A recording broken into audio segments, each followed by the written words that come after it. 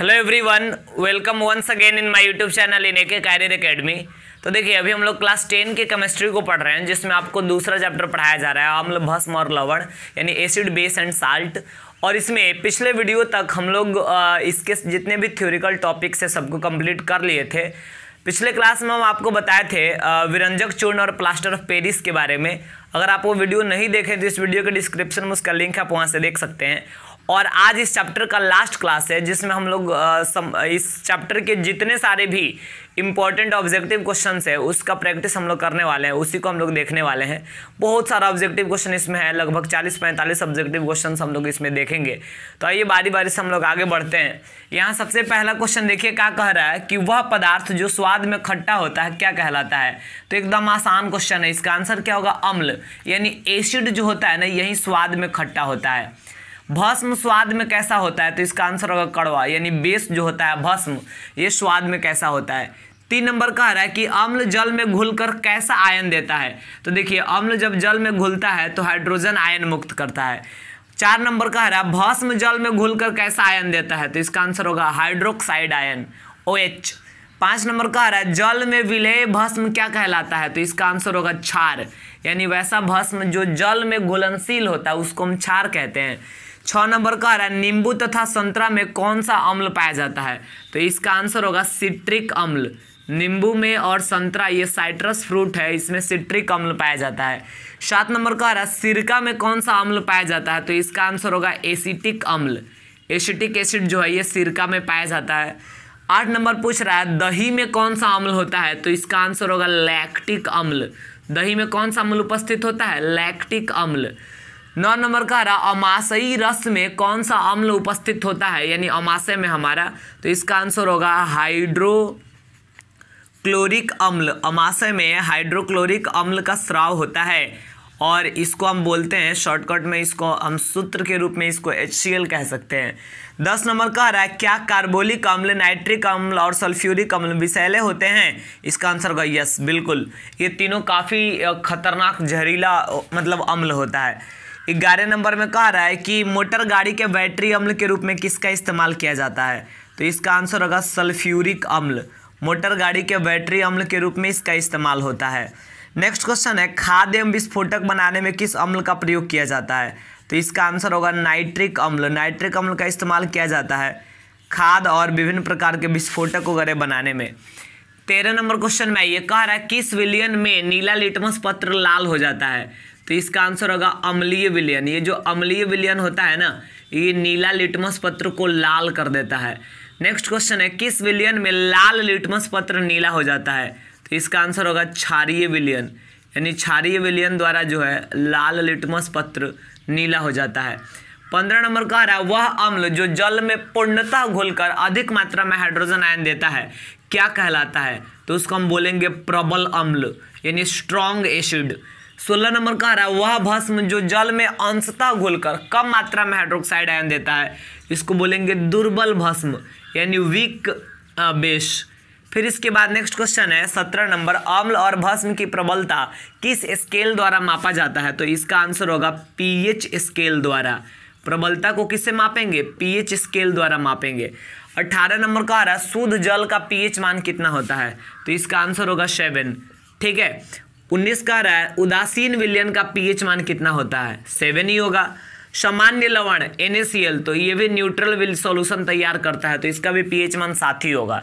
11 number कह रहा है एक विलयन है जो लाल लिटमस पत्र को नीला कर देता है, उसका pH मान क्या होगा। तो देखिए, लाल लिटमस पत्र को नीला कर रहा है, इसका मतलब भाई वो क्षार है, भस्म है। तो भस्म का pH मान क्या होता है? 7 से अधिक होता है। तो इसका आंसर हो जाएगा 7 से अधिक। क्वेश्चन इसमें बन सकता था कि अम्लीय विलयन का pH मान कितना होता है। तो 7 से कम होता है अम्लीय विलयन का। 22 नंबर क्वेश्चन कह रहा अपच के उपचार में उपयुक्त औषधि क्या कहलाती है। इसका आंसर होगा एंटासिड। एंटासिड जो है एक औषधि है जो अपच के उपचार के लिए प्रयोग किया जाता है।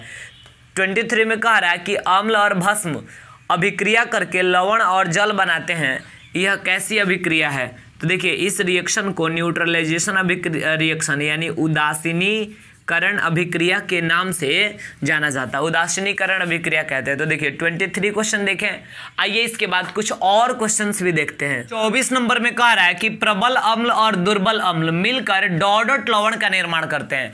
तो देखिए अम्ल प्रबल है लेकिन भस्म दुर्बल है, तो जब दोनों रिएक्शन करेगा ना तो ये जो अम्ल है ना, प्रबल अम्ल, ये भस्म की भास्मिकता को नष्ट कर देगा, लेकिन ये जो दुर्बल अम्ल है इसकी पूरी अम्लीयता को नष्ट नहीं कर पाएगा, यानी जो लवण बनेगा उसमें अम्ल की मात्रा बच जाएगा, अम्ल का प्रभाव बच जाएगा, इसलिए अम्लीय लवण का निर्माण होगा।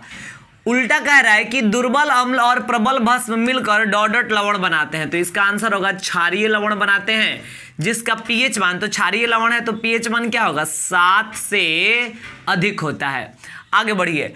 अब यहाँ पे देखिए 1 2 3 4 5 6 7 क्वेश्चन है और सातों काफी इंपॉर्टेंट है। इसका रासायनिक सूत्र क्या होता है, इसका रासायनिक नाम क्या होता है, ये पूछा जाता है। तो देखिए सबसे पहले हम बात करते हैं साधारण नमक का। इसका रासायनिक सूत्र होता है NaCl और रासायनिक नाम क्या हो जाएगा, सोडियम क्लोराइड। सोडियम क्लोराइड ये रासायनिक नाम हो जाएगा। तो देखिए आपसे क्वेश्चन कैसे पूछ सकता है, क्वेश्चन पूछेगा साधारण नमक का सूत्र क्या होता है, तो बोलेंगे NaCl। साधारण नमक का रासायनिक नाम क्या होता है, तो बोलेंगे सोडियम क्लोराइड। या पूछ सकता है कि सोडियम क्लोराइड का साधारण नाम क्या है, तब हम कहेंगे साधारण नमक। कास्टिक सोडा का सूत्र NaOH और इसका रासायनिक नाम अगर देखा जाए तो ये हो जाएगा सोडियम हाइड्रोक्साइड। ठीक है, सोडियम हाइड्रोक्साइड। फिर इसके बाद आगे चले तो अब नीला थोथा है, तो इसका सूत्र होता है CuSO4। नीला थोथा CuSO4 यानी कॉपर सल्फेट। ठीक है, इसका रासायनिक नाम हो जाएगा कॉपर सल्फेट। फिर इसके बाद नेक्स्ट क्वेश्चन है खाने का सोडा। इसका सूत्र होगा NaHCO3। इसका रासायनिक नाम होगा सोडियम बाइकार्बोनेट। Sodium bicarbonate. फिर नेक्स्ट क्वेश्चन है धोने का सोडा। इसका रासायनिक सूत्र होगा Na2CO3 × 10H2O और इसका जो रासायनिक नाम है वो हो जाता है सोडियम कार्बोनेट। Sodium carbonate. फिर इसके बाद नेक्स्ट इसमें है विरंजक चूर्ण। इसका होता है CaOCl2 यानी कैल्शियम ऑक्सीक्लोराइड। कैल्शियम ऑक्सीक्लोराइड ये इसका सूत्र हो गया, रासायनिक नाम हो गया। फिर इसके बाद है लास्ट प्लास्टर ऑफ पेरिस। इसका सूत्र होता है CaSO4 × ½ H2O। ठीक है, इसका रासायनिक नाम अगर देखा जाए तो हो जाएगा calcium sulphate.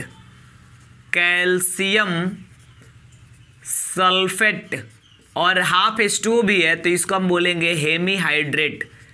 Calcium sulphate hemihydrate. Next question है भारत में अधिकांश नमक किस क्रिया द्वारा बनाया जाता है। तो देखिए समुद्री जल से बनता है तो हम लिख देंगे समुद्री जल के वाष्पन द्वारा। समुद्री जल का वाष्पन कराया जाता है और उसके फलस्वरूप अधिकांश नमक का भारत में निर्माण किया जाता है। 34 नंबर का आ रहा है कास्टिक सोडा का निर्माण किस विधि द्वारा होता है। तो इसका आंसर होगा एक मेथड है जिसको हम कहते हैं क्लोर एल्कली विधि। इसी के द्वारा कास्टिक सोडा का निर्माण किया जाता है। नेक्स्ट क्वेश्चन है Na2CO3 यानी सोडियम कार्बोनेट और ये सोडियम बाइकार्बोनेट। ये है धोने का सोडा, ये है खाने का सोडा। इसका निर्माण किस विधि द्वारा होता है। तो इसका आंसर होगा अमोनिया सोडा विधि। इसका एक और नाम है अमोनिया सोडा विधि का।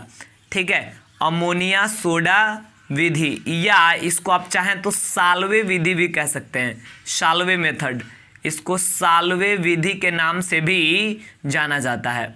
ठीक है, नेक्स्ट क्वेश्चन का आ रहा है Na2CO3 और NaHCO3 यानी सोडियम कार्बोनेट और सोडियम बाइकार्बोनेट ये जब अम्लों से अभिक्रिया करते हैं तो अम्लों को उदासीन करके कौन सा गैस उत्पन्न करते हैं। तो यहाँ पे आंसर होगा carbon dioxide. Carbon dioxide gas उत्पन्न होता है। 37 नंबर में कह रहा है कि बेकिंग पाउडर किन पदार्थों का मिश्रण होता है। तो देखिए बेकिंग पाउडर बनाने के लिए चाहिए सोडियम बाइकार्बोनेट और सोडियम बाइकार्बोनेट में एक और पदार्थ मिलाया जाता है जिसका नाम है टार्टरिक अम्ल। ठीक है, तो यानी सोडियम बाइकार्बोनेट और टार्टरिक अम्ल का मिश्रण होता है बेकिंग पाउडर। इनो जो लवण होता है जिसका अपच की स्थिति में यूज किया जाता है ये किन पदार्थों का मिश्रण होता है। तो इसका आंसर होगा सोडियम बाइकार्बोनेट प्लस सिट्रिक अम्ल। सोडियम बाइकार्बोनेट और सिट्रिक अम्ल मिलकर ये इनो लवण का निर्माण करते हैं। किस पदार्थ द्वारा विरंजक चूर्ण को प्राप्त किया जाता है? तो जो बुझा हुआ चूना होता है ना, उसके द्वारा विरंजक चूर्ण प्राप्त होता है, बुझा हुआ चूना, जिसका सूत्र होता है कैल्शियम हाइड्रोक्साइड CaOH2। ठीक है। 40 नंबर में पूछ रहा है डॉडट को डॉडट पर गर्म करके प्लास्टर ऑफ पेरिस बनाया जाता है। तो एक पदार्थ है जिसका नाम है जिप्सम, एक विशेष प्रकार का पदार्थ है जिप्सम। जिप्सम को जब 120 डिग्री सेल्सियस पर गर्म किया जाता है तब जाकर प्लास्टर ऑफ पेरिस का निर्माण होता है। 41 में कह रहा है निम्नलिखित में कौन अम्ल नहीं है? तो देखिए, अम्ल में हाइड्रोजन आयन उपस्थित रहता है, हाइड्रोजन समूह उपस्थित रहता है। ये हाइड्रोक्लोरिक अम्ल, ये तो अम्ल है, ये नाइट्रिक अम्ल, ये एसिटिक अम्ल, लेकिन ये वाला अम्ल नहीं है। ऑप्शन डी जो दिख रहा है NaOH, क्योंकि ये भस्म है, हाइड्रोक्साइड समूह इसमें उपस्थित है। 42 नंबर में पूछ रहा है निम्नलिखित में कौन भस्म नहीं है? KOH भस्म है, NaOH भस्म है, AlOH3 भस्म है, लेकिन NaCl ये भस्म नहीं है, क्योंकि इसमें हाइड्रोक्सिल समूह नहीं दिख रहा है। 43 निम्नलिखित में कौन लवण है? तो ये हाइड्रोक्लोरिक अम्ल, ये तो अम्ल है, NaOH भस्म है, KOH भस्म है, यानी NaCl जो है, और ये आप सबको पता है साधारण नमक है, ये लवण है, उदासीन लवण NaCl जो होता है। तो इस प्रकार टोटल 43 क्वेश्चंस यहाँ हम आपको समझाए ऑब्जेक्टिव। तो इस वीडियो में इतना ही रहने देंगे, और अगले वीडियो में हम स्टार्ट करेंगे क्लास 10 के केमिस्ट्री का तीसरा चैप्टर, और ये है धातु और अधातु, यानी मेटल एंड नॉन मेटल।